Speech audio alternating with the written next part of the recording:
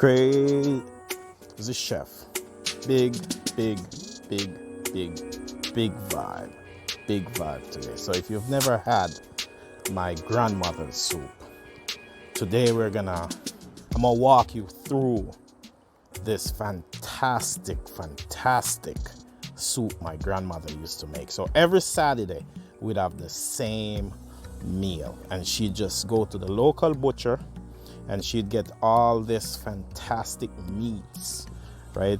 So my grandmother would make chicken soup, but she'll put a little chicken feet in there. She put some beef bones in there.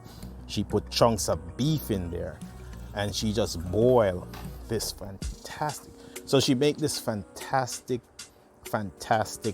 stock, right?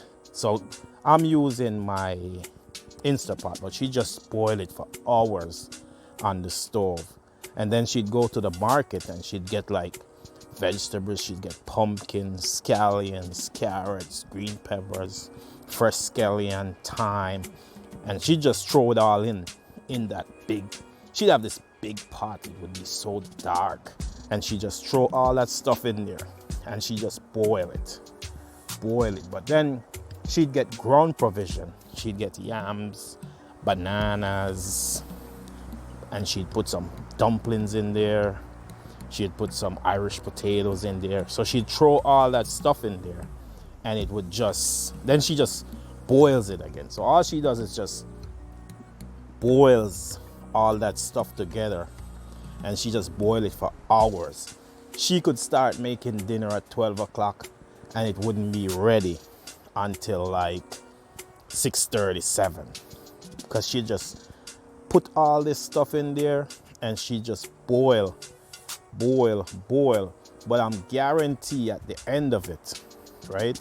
At the end of all that ground provision, all that seasoning, all that spice, when she finished all that stuff, it would be fantastic, right? So she'd put all that stuff in there.